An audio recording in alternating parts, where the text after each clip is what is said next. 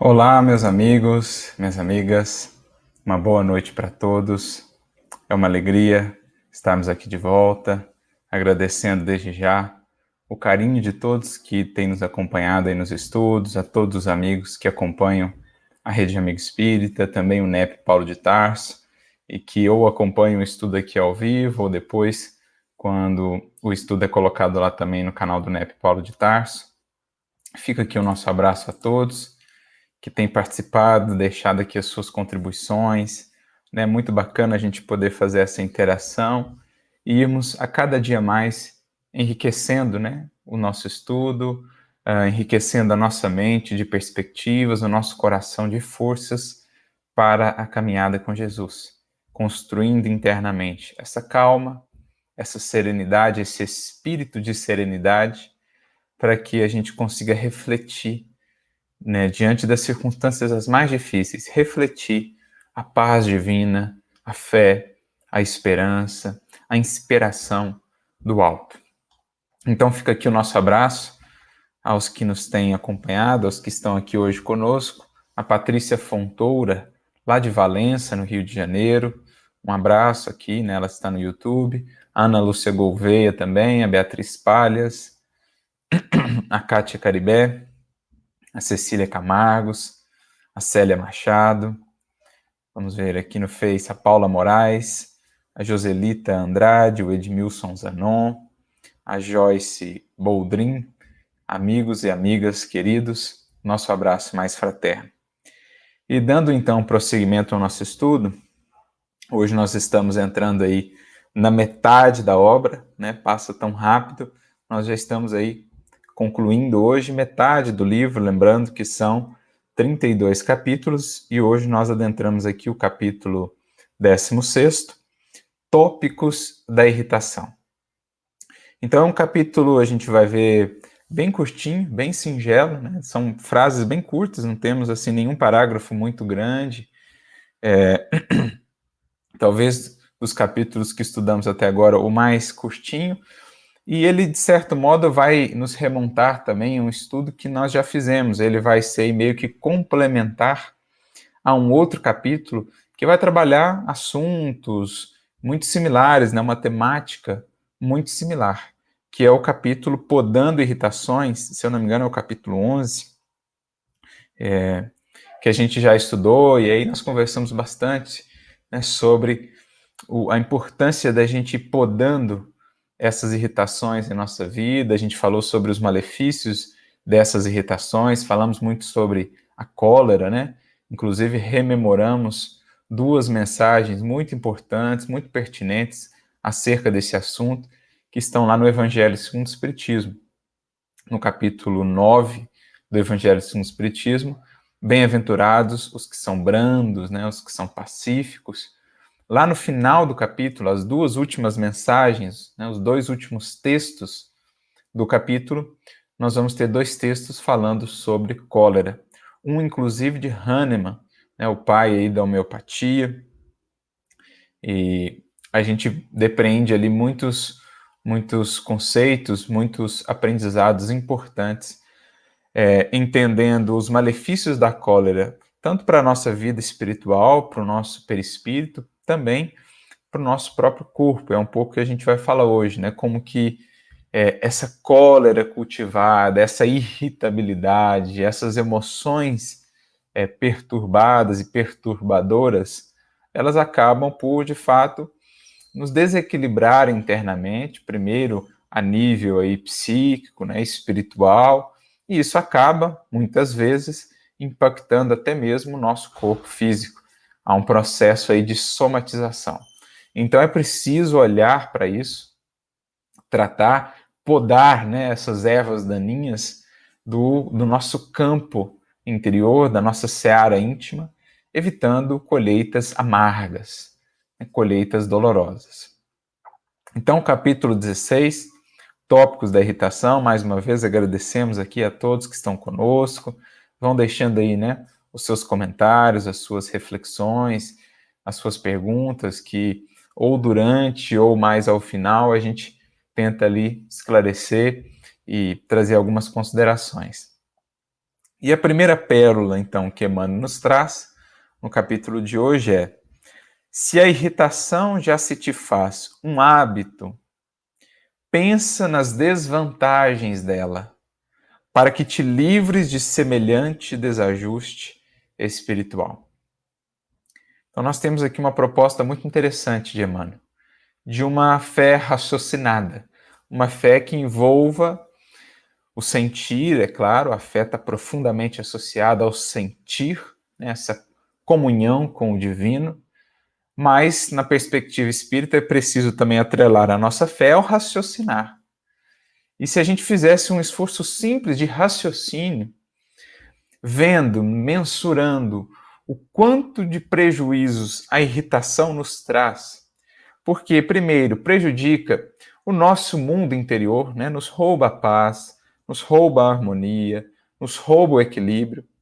Nesse processo, ou em decorrência desse processo, nos leva a agir muitas vezes de maneira impensada, impulsiva e precipitada, criando uma série de consequências infelizes, que depois, quando a gente está ali de cabeça fria, né, quando a gente para pensar, a gente se arrepende profundamente, a gente lamenta, às vezes consequências seríssimas que vão aí gerar, né, todo um processo doloroso de reajuste, de reparação, às vezes por alguns minutos aí de cólera, de insanidade, a criatura cria uma série de colheitas dolorosas para ela por um ato aí impensado, né, em prejuízo a alguém ou em prejuízo à sociedade, em prejuízo a si mesma. Ela comete um ato que lhe custa, às vezes, anos ou existências de reajuste e de reparação, em decorrência, às vezes, daquele gatilho de irritação, né, daquela pequena brasa inicial ali que incendeia e vira um enorme incêndio de proporções, às vezes, complicadíssimas. Então, a irritação gera isso, esse desequilíbrio interno, que muitas vezes se traduz num desequilíbrio das ações, do procedimento, que complica ou dificulta enormemente as nossas relações. Quantas vezes a gente não cria uma série de empeços nos relacionamentos, uma série de complicações, de dificuldades, de resistências, porque a gente vai alimentando essas irritações e elas vão, né, contaminando os nossos relacionamentos, os nossos laços, especialmente os mais próximos, às vezes especialmente no âmbito do lar. Então, se a gente fizesse uma simples análise racional sobre a irritação e tudo que dela decorre, tudo que ela alimenta, muitas vezes, tudo que ela gesta, a gente logo perceberia o quanto é imprescindível e premente ir podando essas irritações, ir trabalhando em nós para evitar ao máximo que essa irritação ganhe campo em nosso mundo interior e possa assim nos comandar ou possa assim nos levar a esses desatinos. Então é uma proposta aqui que Emmanuel nos traz de fé raciocinada, de uma fé que envolva aí o pensar as consequências dos meus atos, que envolve aí o ter consciência do que faço, analisar o que faço, por que faço, para que faço, ou seja, meditar sobre os móveis das minhas ações, as consequências das minhas ações. Isso é uma vida consciente, né? É a vida daquele que pensa, não simplesmente um pensamento preso ao imediato, apenas ao atendimento dos desejos e do sensorial, da satisfação mais imediata, mas um indivíduo que começa a expandir o seu pensamento mais além, a ver os alcances da sua ação para os outros, para a sua vida, para o seu destino. Então é mais ou menos recuperando aquilo lá que a gente vê em Descartes, né? Penso, logo existo. Quando a gente começa a raciocinar assim o nosso agir e o nosso caminhar, a pensar em termos mais abrangentes de tempo, de destino, a gente de fato está começando a existir, a viver enquanto seres conscientes, enquanto espíritos dotados de livre-arbítrio, mas que pensam a melhor execução desse livre-arbítrio. Isso tem um outro nome, mais simples para nós na doutrina espírita, e que os espíritos vão dizer é fundamental. é o nome de autoconhecimento. Nós recordamos lá a questão de Santo Agostinho, 919a. Se a gente vai lendo o que Santo Agostinho descreve, e é o tipo de pergunta ali, né, o tipo de orientação dos espíritos ao qual nós devemos recorrer sempre, com frequência. Se a gente vai analisando ali o que Santo Agostinho nos diz, ele vai falando disso, ele vai nos propondo a analisar os móveis das nossas ações, o porquê fizemos isso ou aquilo outro, o que nos movia, qual era a emoção que nos conduzia, pensar as consequências daquilo para mim, para os outros, diante da lei divina, diante da consciência, aquilo destoa ou aquilo está harmonizado com a lei divina. Isso é o processo do conhecer-se. Lembrando a própria frase de Jesus, conhecereis a verdade e a verdade vos libertará. Claro que num sentido Jesus fala ali desse conhecimento da lei divina, que é por si mesma, né? A lei divina é o elemento norteador da nossa evolução, da nossa libertação progressiva das paixões, dos equívocos. Então, num certo sentido, essa verdade representa a lei divina, mas num outro sentido, ela representa também o conhecer de nós mesmos. Enquanto a gente cria uma imagem ilusória de nós mesmos, longe estamos ainda da liberdade. A gente pode julgar-se livre fazendo o que bem entende, atendendo a todos os desejos, mas estamos ainda longe do verdadeiro sentido de liberdade como Cristo, o mais livre de todos os seres, nos apresentou. Para Jesus, liberdade está intrinsecamente associada a esse conhecimento da verdade. O conhecer da lei divina, o conhecer esta lei e nos harmonizarmos a ela, mas também o conhecer a verdade sobre nós mesmos. Saindo dessa prisão do orgulho que cria uma autoimagem muito distanciada da realidade, uma autoimagem que a gente fica cultuando, que a gente fica exaltando, mas que não corresponde de fato ao que somos.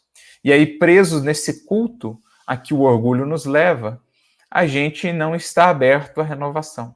Porque só está aberto à renovação e ao progresso aquele que se faz humilde. Aquele que, portanto, conhece a verdade acerca de si mesmo, reconhece-se tal qual é, e então encaminha-se para a libertação daquele modo de ser, que já reconhece não ser o mais adequado, para um novo modo de ser mais próximo daquilo que nos é apresentado como referencial, que é o Cristo, que é a lei divina, né, para cada um de nós. Então, é importante a gente analisar isso que Emmanuel está nos dizendo aqui, né? Ver quais são os nossos hábitos, porque às vezes essa irritação ela está tão arraigada em nós que a gente nem mais a percebe. A gente está sendo irritadiço com os outros, irritadiço com as pessoas, no trabalho, no lar. A gente a todo momento está lançando essas brasas, né, que incendeiam as relações, a convivência, mas não está nem percebendo, porque está tão arraigado, é um hábito, é tão automático, que a gente nem percebe isso. Então, só um estudo, um olhar acurado, paciente sobre nós mesmos, nos permite identificar esses hábitos, para que, uma vez identificados, bem como as suas consequências, a gente possa trabalhar na paciência, na perseverança, a construção de um novo hábito. Porque eu só mudo um hábito construindo um outro hábito melhor do que ele, mais aperfeiçoado do que ele. E isso demanda esforço, isso demanda tempo. Então esse é um primeiro aspecto que Emmanuel já destaca aqui para nós, né? Mais uma vez, vale lembrar aí, para complementar depois, quem tiver interesse, os dois textos que eu mencionei do Evangelho segundo o Espiritismo, lá do capítulo 9, os dois textos sobre a cólera, lá no final do capítulo. Um deles, inclusive, o de Hahnemann, ele vai falar justamente sobre isso, que é sempre possível vencer essa irritação, essa irritabilidade, porque ele vai dizer que alguns, às vezes, projetavam essa condição, essa tendência aí à irritabilidade ao seu organismo, às características do seu organismo, e ele vai dizer, olha, não tem isso, né? O indivíduo só permanece vicioso se assim o quiser, porque sempre é capaz de renovar aí um hábito infeliz, se existir ali uma firme vontade, paciência e perseverança. Então fica aí a sugestão dessas duas mensagens para complementar. Depois Emmanuel segue. Ora, pedindo à divina providência a força precisa, a fim de que te resguardes na tolerância. Então, para que eu possa me proteger desses assaltos da irritação, desses impulsos da irritação, eu preciso construir aí uma couraça, uma muralha, uma fortaleza de tolerância, de compreensão, né, de compaixão. E um dos recursos essenciais que vai nos dando material para essa construção, que vai nos dando força para essa construção, diz aqui Emmanuel, é a oração. Então, oração é buscar nos mananciais divinos os recursos que por nós mesmos não teríamos. Oração é reconhecer que não somos autossuficientes. É reconhecer que dependemos daquele que é a fonte da vida, a fonte de toda luz, a fonte de toda paz, a fonte de tudo que há.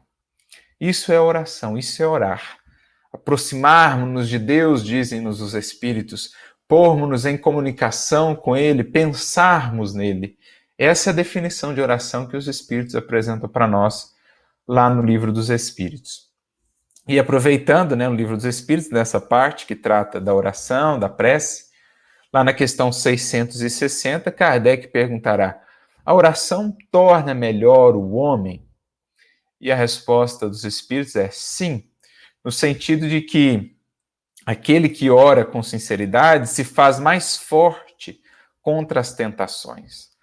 Ou seja, ele recebe recursos, energias, forças, como se fosse um sopro aí, né? Que acalenta, que aumenta internamente o seu discernimento. Um sopro, né, que aumenta, que acende as brasas, por vezes adormecidas, da nossa vontade, do nosso discernimento, da nossa lucidez, do nosso autodomínio. Então, é um sopro renovador a oração, que pega aquelas brasas ali adormecidas e torna-as fogo, no bom sentido aí do fogo, né? Esse fogo que ilumina, esse fogo que consome impurezas, esse fogo que vai nos depurando, vai nos purificando os sentimentos. Isso é oração, é recorrer a essas forças. Então eles dizem, torna melhor o homem no sentido de que dá a ele forças para se resistir, né, para se sobrepor às tentações, e por tentações não entendamos só aquilo que vem de fora para dentro. No fundo, as tentações têm raiz em nós mesmos. Tiago já dizia isso na sua epístola. As tentações, elas nascem no fundo de nós mesmos. Então, as velhas tentações dos velhos modos de ser e de proceder, daquilo que a gente vem repetindo, dos hábitos infelizes que são a nossa resposta muitas vezes automática. Isso é uma tentação, é aquilo que quer nos levar por aquele caminho já e sempre até ali percorrido. É preciso percorrer novos caminhos. Para isso a gente precisa dessa vontade firme, dessa força.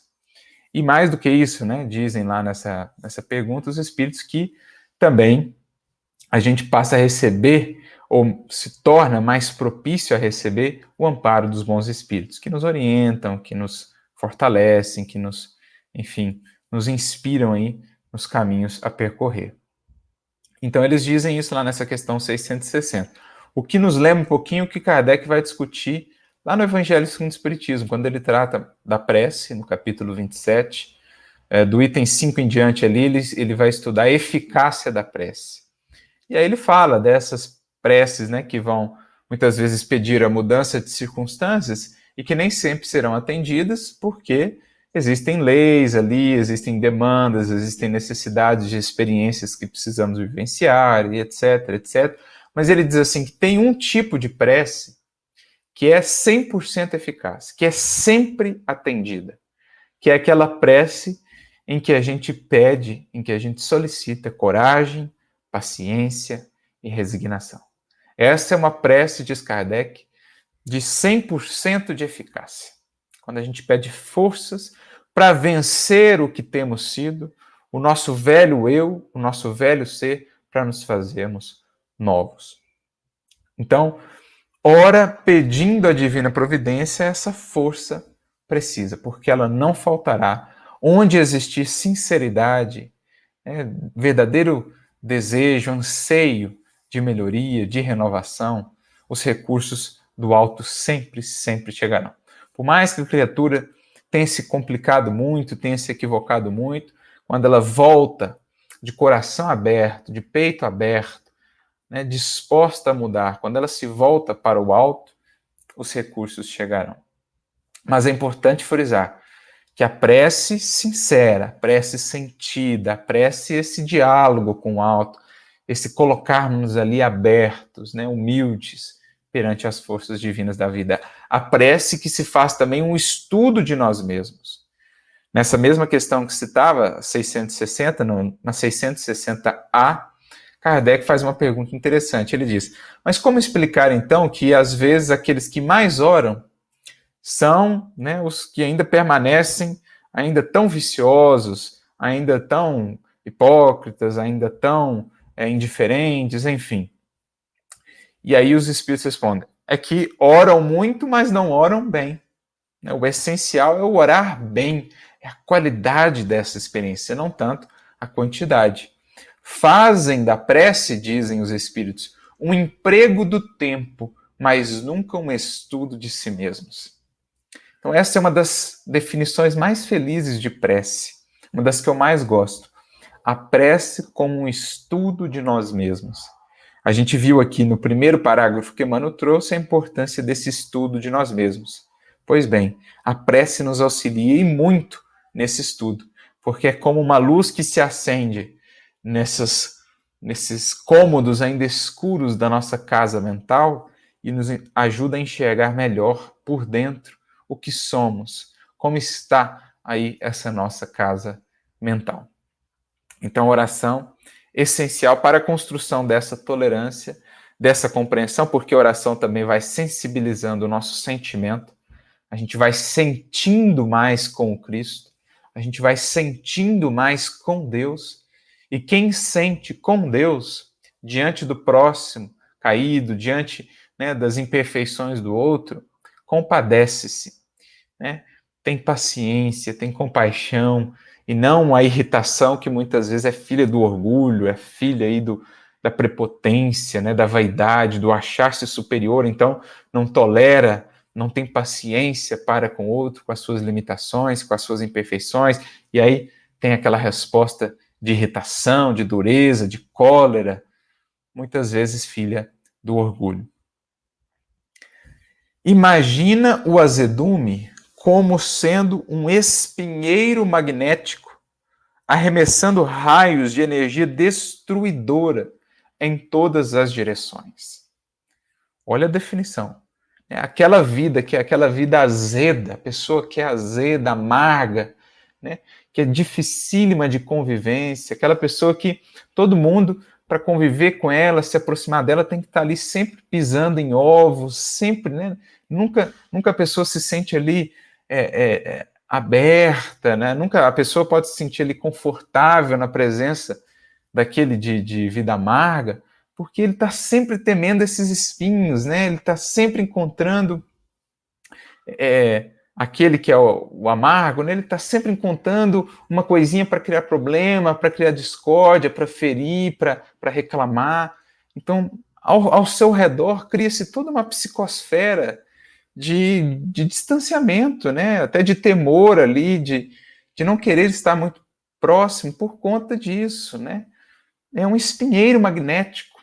Às vezes, sem as palavras, aquilo que ele sente mesmo, aquilo já vai criando toda uma dificuldade de convivência, e aí muitas vezes ele projeta nos outros essa responsabilidade, as pessoas não gostam de mim, as pessoas não me entendem, sem perceber que esse espinheiro magnético está nele. E, naturalmente, o primeiro a se ferir e o que mais se fere com esse espinheiro é ele próprio, porque prejudica as suas relações, não consegue oferecer às outras pessoas um clima de espontaneidade, que dê mais campo para amizade, para fraternidade, para alegria.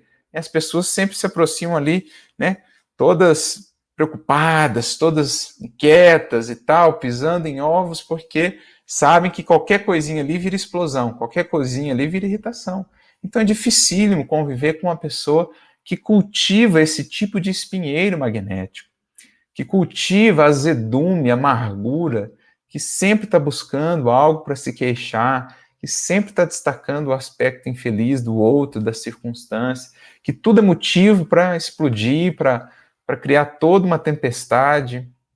Não dá mesmo, né? Fica dificílimo. E aí a criatura vai ficando cada vez mais isolada, ela com esse espinheiro, da qual ela é a primeira a colher as consequências mais infelizes e dolorosas. Então, é preciso tomar muito cuidado com esse nosso campo interno, né, podando aí essas nossas tendências à irritabilidade, ao azedume, à amargura. Um dos recursos primordiais foi nos dito aqui no parágrafo anterior, a oração, o estudo, o servir, né, o passar a enxergar a vida de uma outra perspectiva, não tanto autocentrada, não pensar só em nós mesmos, mas pensar no outro, olhar para o outro, ir em busca do outro, ir em direção ao outro, para servir, para amar, porque isso são os maiores antídotos, né? São as maiores proteções que podemos desenvolver no campo da nossa alma contra esse tipo de sementeira, contra esse tipo de ceifa, né? E esse tipo de planta espiritual. A gente sabe, relação, convivência, é muito mais do que simplesmente gesto e palavra.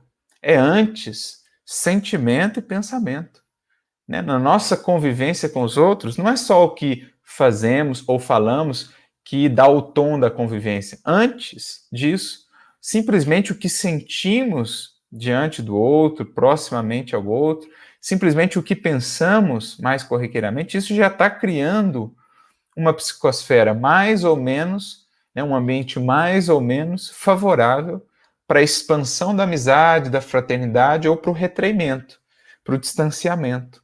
Né, porque o outro vai até mesmo por defesa, não vai se aproximar tanto, ou vai criar mais distância, né, uma distância mais segura daquele que está sempre amargo, irritado.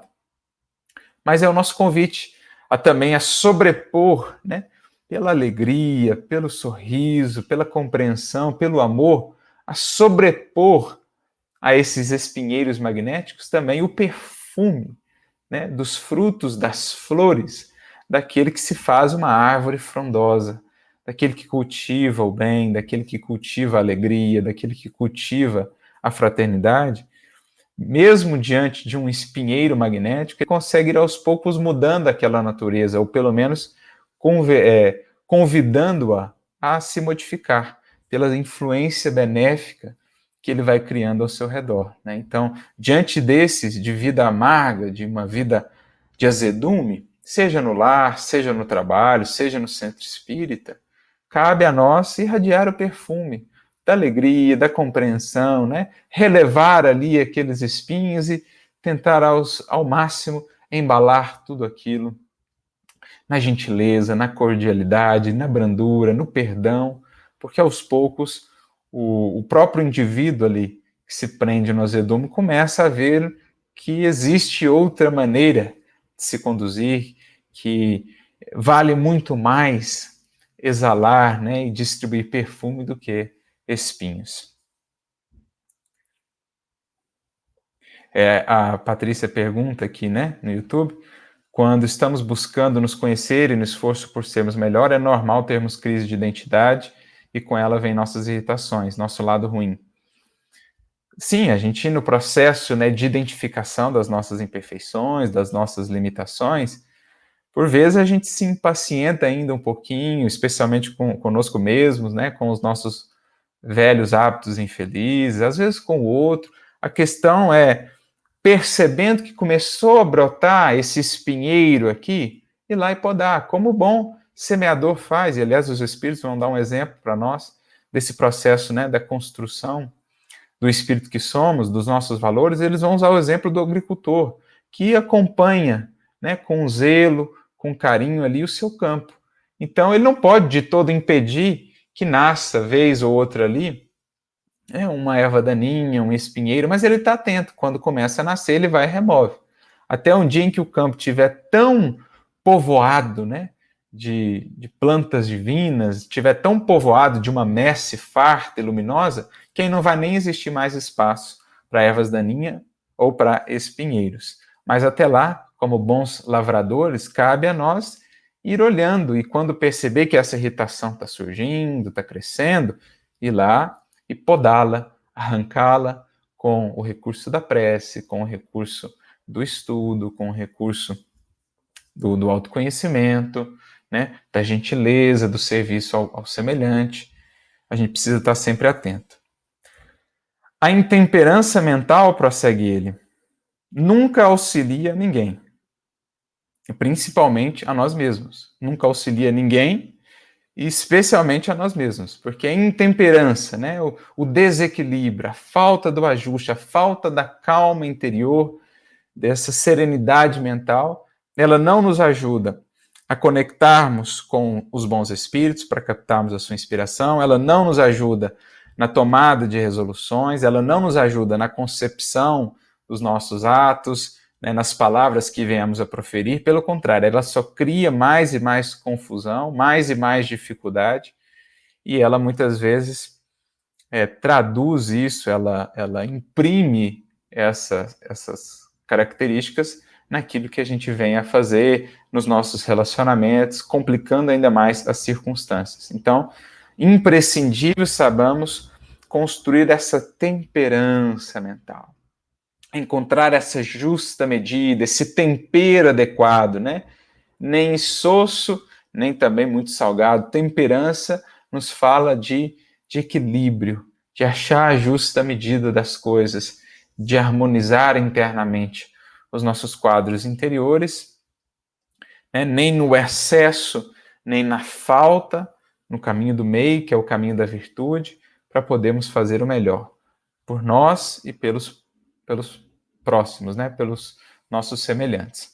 Então, temperança mental, equilíbrio mental. A prece é fundamental para a gente sempre voltar a esse estado de temperança mental. Então, evite tomar decisões importantes, evite falar ali, verbalizar, né, tratar algum problema mais complicado num momento de intemperança mental, porque dificilmente você vai conseguir traduzir nas suas atitudes e nas suas palavras um equilíbrio que você não está tendo internamente. Então, primeiro pacifica, se for necessário, afasta-se, né? Busca lá serenar, busca lá equilibrar-se, para depois, no momento de temperança, ir tomar as decisões, fazer as resoluções que são necessárias, falar o que for preciso, né? Comentar, debater, enfim. Eu me recordo até de um exemplo, nosso querido apóstolo Paulo, quando ele estava para ir já para Roma, ele estava em Corinto, tudo pronto para a viagem, e é visitado então por um emissário de Tiago, que vinha lá de Jerusalém, falando das dificuldades da comunidade de Jerusalém e rogando auxílio a Paulo. Então, no primeiro momento, Paulo entra ali numa intemperança mental. Ele fala, mas quem é ele para me pedir ajuda? Porque ele e Tiago ainda estavam com aqueles desajustes. Então, ele já mais sábio, experiente, pede um tempo para o emissário, não dá a resposta de pronto, ele vai, busca a oração, busca o evangelho, busca recompor a temperança mental, e então percebe que a orientação que lhe chegava pela inspiração, que chegava do Cristo, era: vá a Jerusalém, Roma depois. Primeiro o desígnio do Cristo, né, para depois pensar em outros projetos. Então, assim ele o faz, volta para Jerusalém e depois vai para Roma de uma outra maneira. Mas é interessante ver essa passagem do livro Paulo Estevão. Ele sente que não estava ali muito habilitado para responder, pede um tempo, vai lá, ora, abre o evangelho, lê, medita, depois ele volta e dá uma resposta diferente da que ele muito provavelmente daria no primeiro momento. Provavelmente ele negaria, mas depois ele, né, porque havia estabelecido aquela temperança mental. Uma frase carregada de aspereza, na maioria dos casos, pode ser figurada como sendo um murro no rosto das melhores oportunidades que te procuram. Porque é vibração, né? A palavra, ela embala o pensamento. O pensamento é vibração, carrega em si as nossas emoções.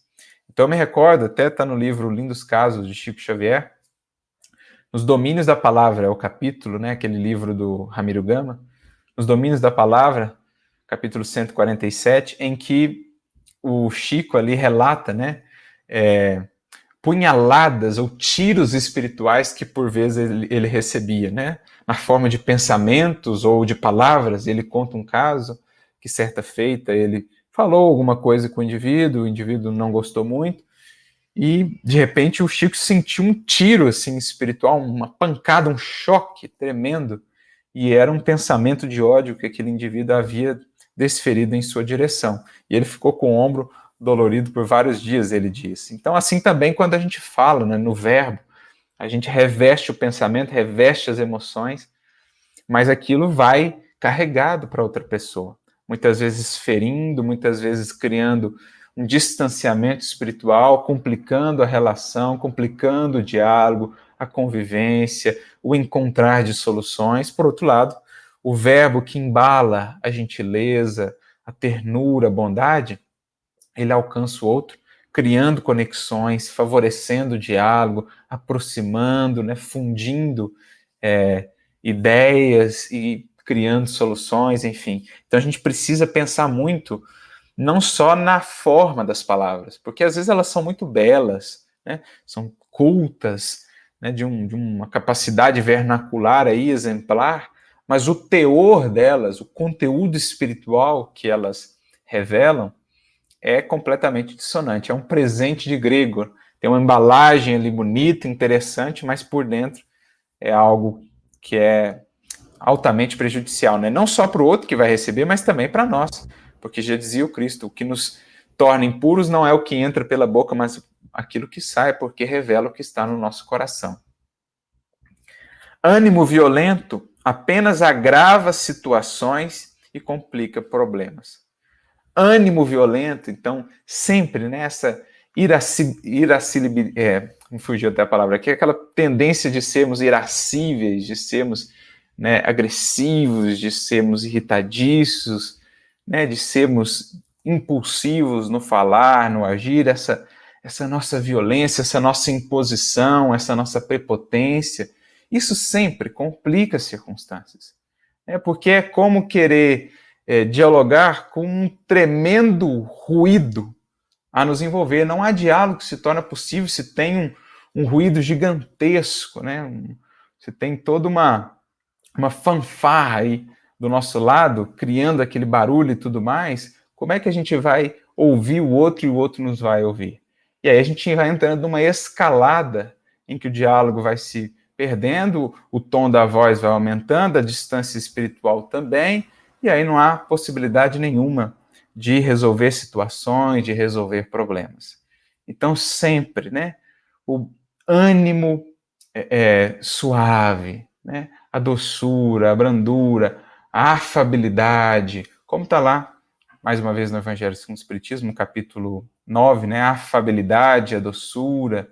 Quando a gente é manso, quando a gente é pacífico, quando a gente é suave, a gente aproxima as pessoas. Quando a gente é duro, quando a gente é impositivo, quando a gente fere assim, né, com palavras ferinas, sarcásticas, a gente só distancia o outro de nós e as possibilidades de diálogo e solução. Então, bom ânimo, no sentido de ânimo inspirado pelo bem, ânimo embalado pelo bem, pela bondade, pela afabilidade. Isso é o que cria espaço, né, para interação com as outras pessoas harmoniosa e para a solução de problemas. A gentileza, o sorriso, a brandura são chaves que dão acesso ao coração do outro, que fazem com que o outro se abra, com que o outro busque caminhos que, se ele encontrasse ali a dureza, a imposição, ele não buscaria.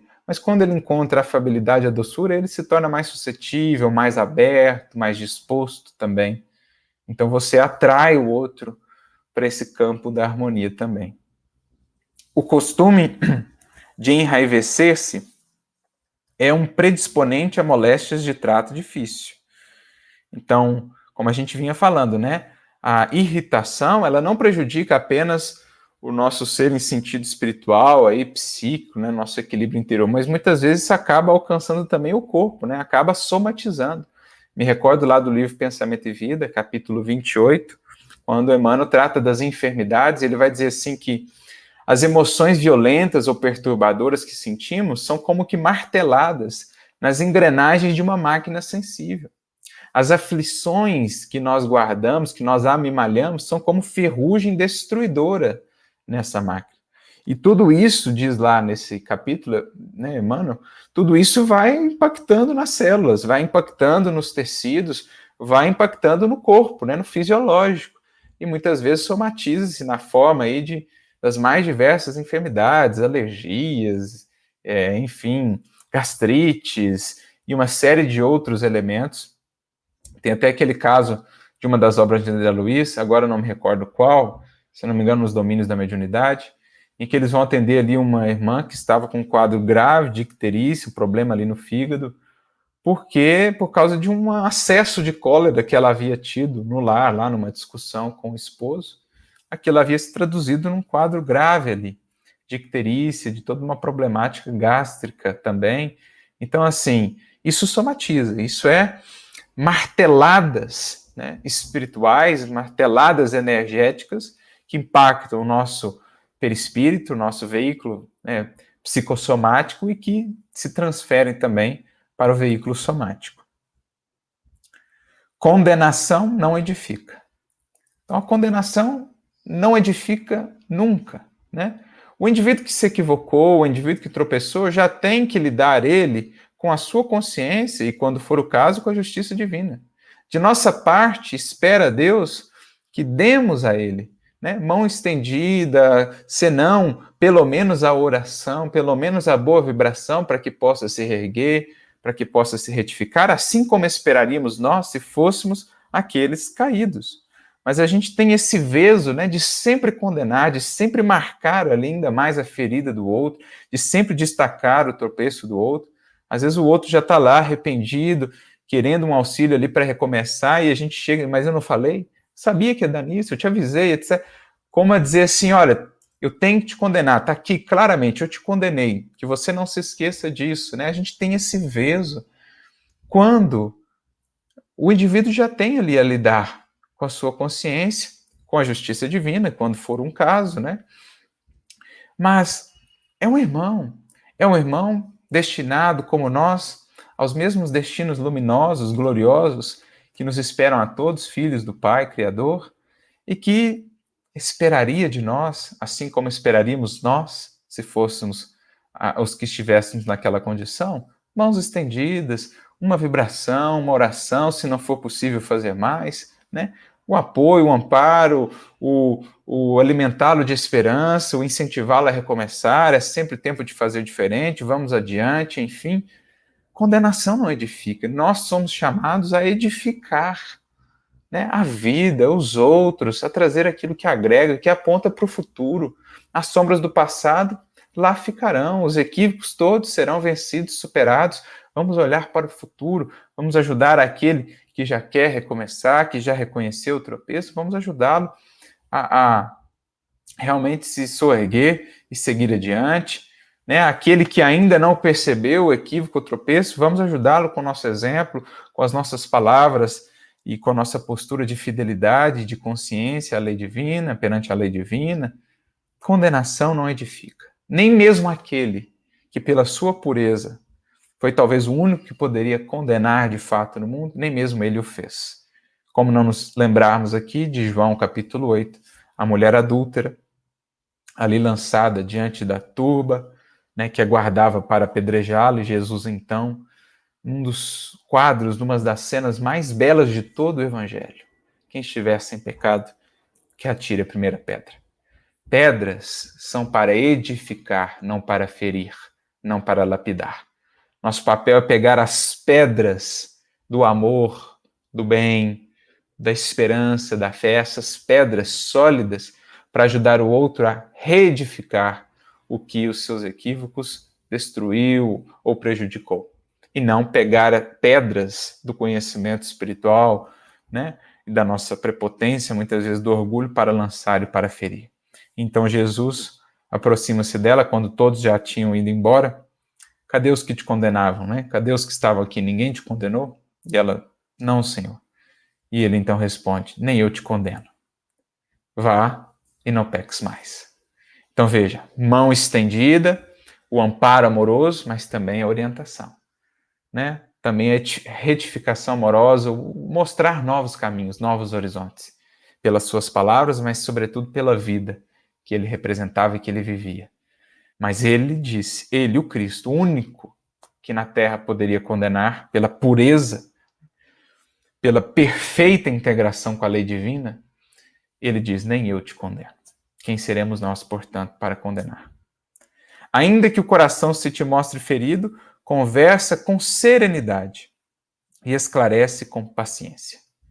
Então busca o amor que retifica, que sara todas as feridas, mas não te permitas odiar, não te permitas deixar-se conduzir pela raiva, pelo ressentimento, pela impulsividade, né?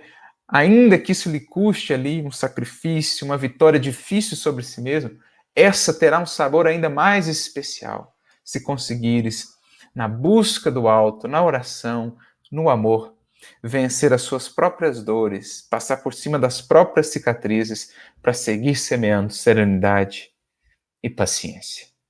Quantos exemplos assim não temos? O próprio mestre, né? Os seus seguidores, o Chico Xavier, que muitas vezes atacado, caluniado, ferido, seguia semeando aquela mesma serenidade, aquela mesma paciência, tantas vezes diante da ironia de alguns, né, da humilhação que outros buscavam trazê-lo, enfim, serenidade e paciência, porque isso é vida, isso nos cura, isso nos liberta.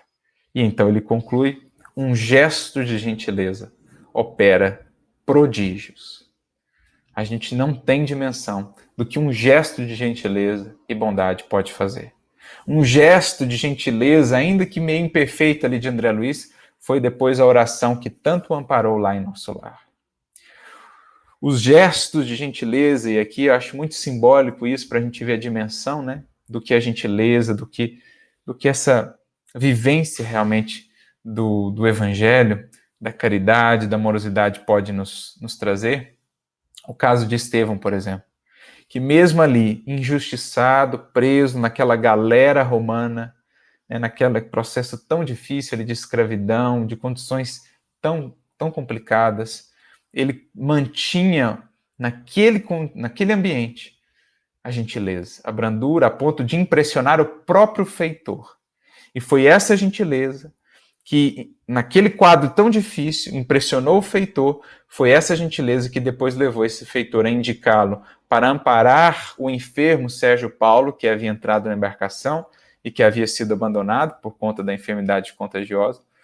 Foi essa gentileza que levou o feitor a indicar Estevão para cuidar de Sérgio Paulo, e com a mesma gentileza ele foi, cuidou de Sérgio Paulo, curou, adquiriu a enfermidade, mas foi graças a toda essa circunstância e a gentileza por ele vivida nessas circunstâncias mais difíceis que ele conseguiu o que seria praticamente inesperável, porque as galeras naquele tempo era praticamente uma condenação à morte, e, no entanto, por aqueles gestos de gentileza nas circunstâncias mais difíceis, conseguiu ele restituir, né, restabelecer a sua liberdade. Então é todo um acontecimento muito simbólico para nós, né?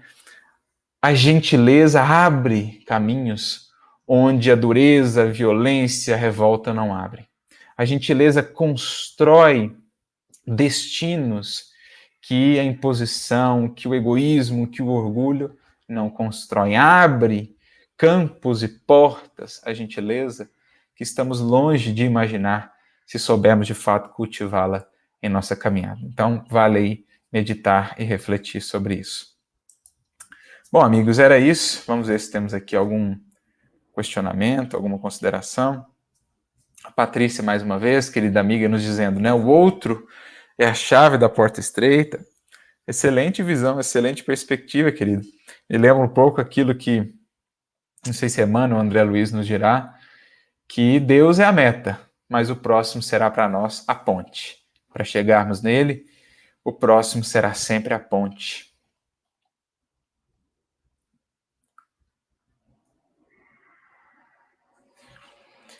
A Paula Faro nos pergunta, né? Então, para nos resguardar, precisamos estar longe de quem não conseguimos ter esse equilíbrio das emoções tão necessário, já que o mal será para nós mesmos? Não, a gente pode ir construindo, né, Paula? Ferramentas, proteções, recursos que nos protejam das emoções perturbadas, às vezes, do outro, e que também nos auxiliem a lidar com as nossas próprias. A gente falou aqui no início, Emmanuel cita, né? Resguardarmos na tolerância, a gente vai construindo aí uma couraça, não uma couraça no sentido de nos fecharmos em nós mesmos, numa indiferença, no egoísmo, mas uma couraça protetiva, que é a do amor, que é a da oração, que é a da tolerância, que é a da compaixão. Quem tem isso consigo, onde quer que esteja, estará protegido. Não importa quais sejam as emoções do outro, aquele que cria para si essa couraça desses valores do Evangelho estará protegido e mais, estará envolvendo o outro nessas vibrações para que o outro, aos poucos, também comece a se renovar, a se transformar. É o que falamos lá. Às vezes o indivíduo é um espinheiro magnético, como diz aqui o Emmanuel. Mas se a gente consegue fazer-nos aí uma árvore frondosa que espalha o perfume, né, das flores e dos frutos do Evangelho, esse perfume vai aos poucos envolvendo aquele espinheiro, vai aos poucos fazendo com que o indivíduo desperte. Então a gente pode e deve ir construindo internamente esses recursos protetivos que nos auxiliem aí nas relações, nos relacionamentos e que nos auxiliem a auxiliar outros, né? Sempre olhando também para nós, para vermos se não temos sido nós os espinheiros magnéticos, para ver o quanto da nossa parcela aí pode existir nessa dificuldade de relação e de convivência.